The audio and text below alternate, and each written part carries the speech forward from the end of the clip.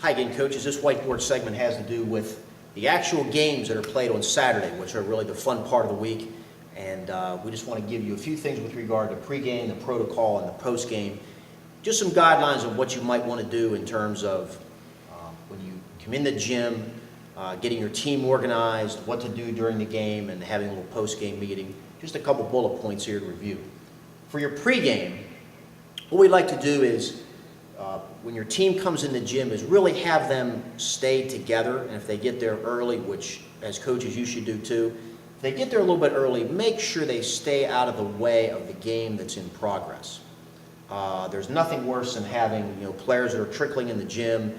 If they're walking under the basket or they sit under the basket and they get in the way of what's going on, especially if it's late in the game of the game that's in progress, kind of get your team together and say, hey, let's meet in the corner, let's get our stuff out of the way, make sure you stay out of under the basket area, don't dribble the balls on the court, make sure you hold the balls or put them in your bag, or basically stay out of the way until we actually can hit the floor.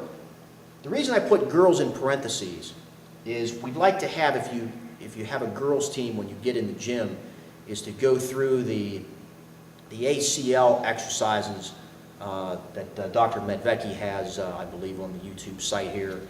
We also have a printout of some of those more specific drills you can do.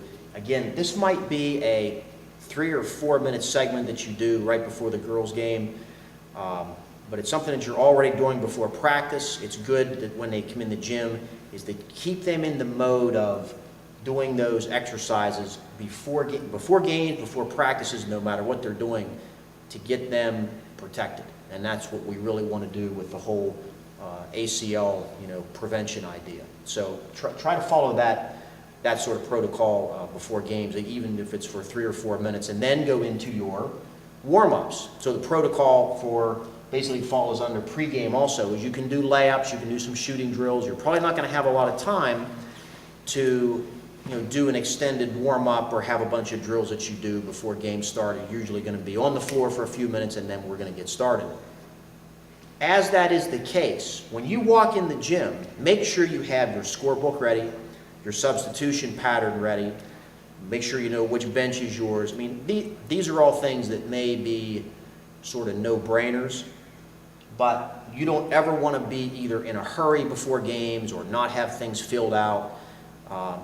You might encounter another problem in the gym before you get there. I mean, you might only have, 5 players and parents are coming in saying, Johnny's going to be late and this person is sick, and now you have to go through and have to work that through your mind.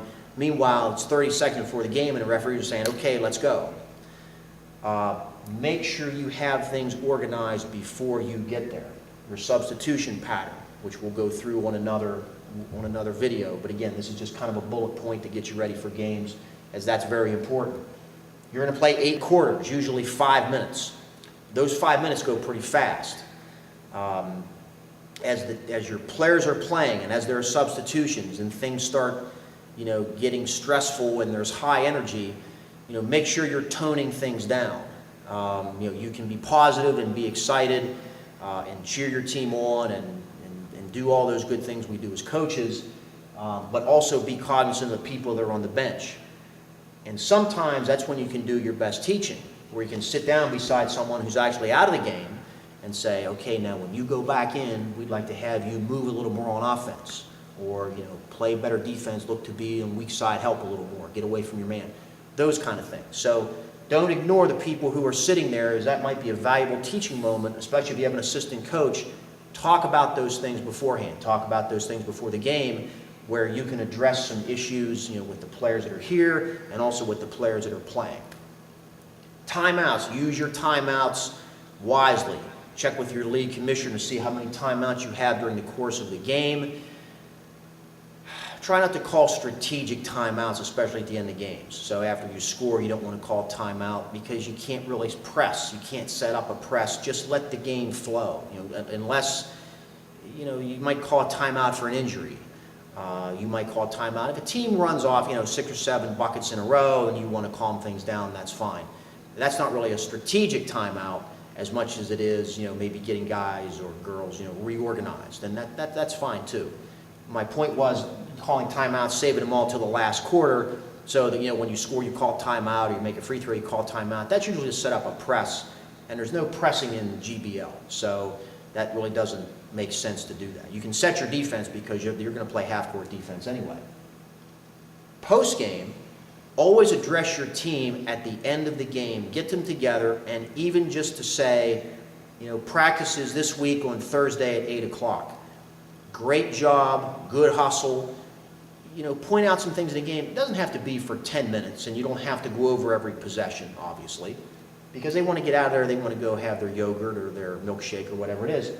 But post-game, you can kind of wrap things up and put a bow on the day and say, hey, great job, really good rebounding. You don't have to point anybody out and say, you were MVP of the game. Kids don't like to be pointed out individually. They want to be congratulated collectively. Make sure you do all those things in the post-game, in the post-game meeting, and make sure they have all their stuff. Make sure they have their sweatpants and their balls. There are more things picked up from the previous game that we get in lost and found, either at the scores table or they just flat out get left behind with the janitorial staff after the last game. Make sure kids have all their stuff so that you're not putting stuff in your own bag to give to them for next week. So all these things are really good for games. Again, whatever we put here is really meaningless. Positive energy, encourage your kids, have them have fun every time they go in the gym. They're the luckiest kids on the planet to be playing basketball in the GBL, and you have to treat it that way because it is a wonderful experience. And again, this experience of what you make it out to be, with how you act professionally and following protocol and being organized with things, just is a good thing for the league and a good thing for you as these players' coach.